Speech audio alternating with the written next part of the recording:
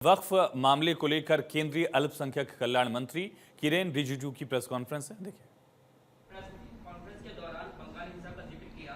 संजय राउत ये आरोप लगा रहे हैं कि बंगाल हिंसा के पीछे बीजेपी का हाथ है, इसीलिए जो ममता की बहुमत से चुनी हुई सरकार है उसको हटाकर राष्ट्रपति शासन बीजेपी लाना चाहती है। अरे देखिए, आप जो कह रहे हैं संजय रावत जी, वो तो हमारे एमपी है, राज्यसभा में है। मैं तो पहले देखता था, मैं तो इतने सालों से पार्लियामेंट मेंबर हूँ। वो लोग का पहले भाषा क्या था, आज तो मुस्लिम लीग और ये संजय रावत उद्धव जी का जो ग्रुप है, ये एक साथ बैठ करके बात करते हैं। वो क्या इल्जाम लगाएंगे बीजेपी को? इसका वजन नहीं है, उनके बातों में वजन नहीं, इसलिए मैं रिप्लाई नहीं करूंगा।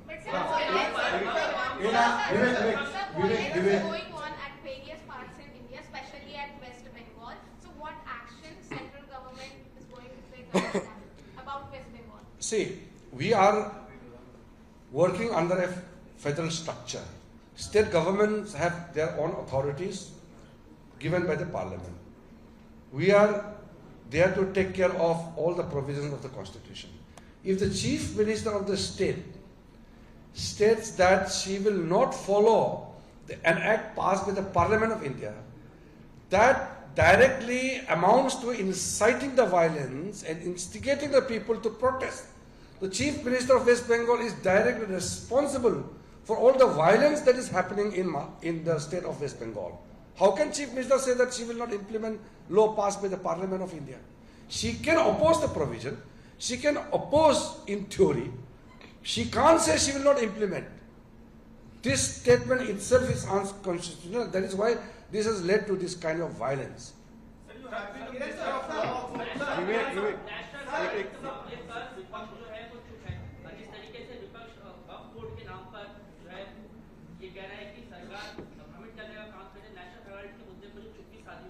अरे नेशनल हेराल्ड का केस तो पुराना है जी। एक्शन समय समय में एक्शन जैसे कानूनी तौर पर होता है, जैसे लालू प्रसाद जी का चारा घोटाला वो 90s में रजिस्टर हुआ है, वैसे ये नेशनल हेराल्ड केस इतना पुराना है। कांग्रेस का पैसा को कांग्रेस के नेता ने लूट रहा है। नेशनल हेराल्ड में मैं से इतना कहना चाहता हूँ, सरकार तो एक्शन ले रहा है क्योंकि इलीगल काम हुआ है। एक्चुअली तो कांग्रेस के वर्कर लोग ज्यादा गुस्सा होना चाहिए, उनके प्रॉपर्टी, कांग्रेस पार्टी का प्रॉपर्टी को कांग्रेस नेता ने हड़प लिया है।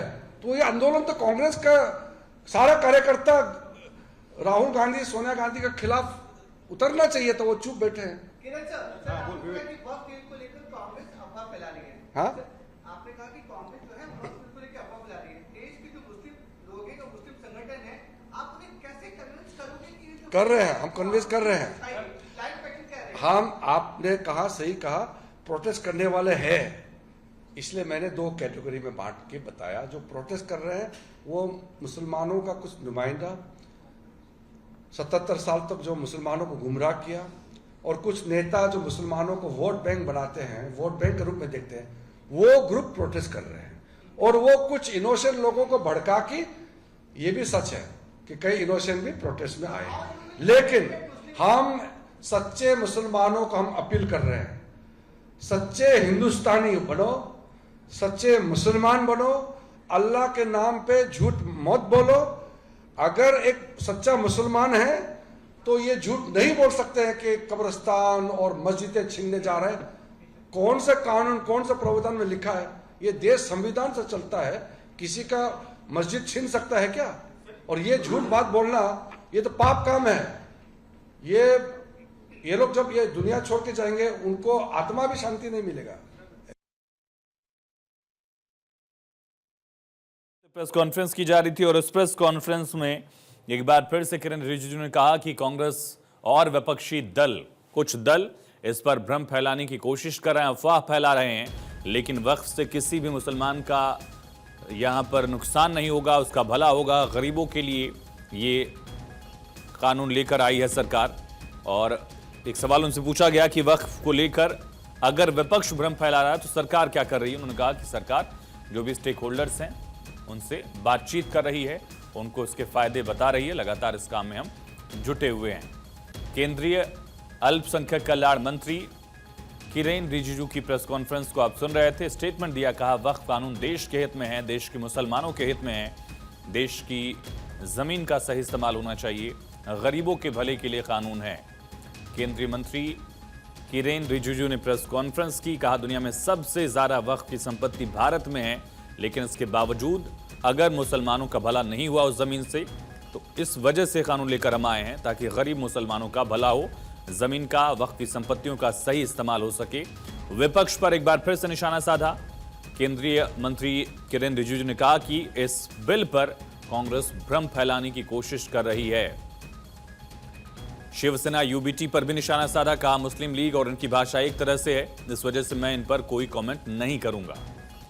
एक तरफ तालकटोरा स्टेडियम की रैली की तस्वीरें आप देख रहे हैं। एआईएमपीएलबी और India Muslim personal law board ने वक्फ को लेकर लगातार मोर्चेबंदी की। अलग अलग शहरों में पहले प्रदर्शन हुए, अब दिल्ली में बाकायदा रैली की गई।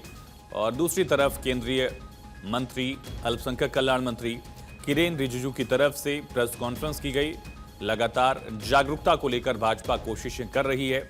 बाकायदा एक कमेटी का भी गठन बीजेपी ने किया था, राधा मोहन दास अग्रवाल को भी जिम्मेदारी दी गई ताकि इस पूरे मामले को लेकर वक्फ के फायदे जो हैं, कानून के फायदे जो हैं, वो मुस्लिम समुदाय तक बताए जा सके, पहुंचाए जा सके।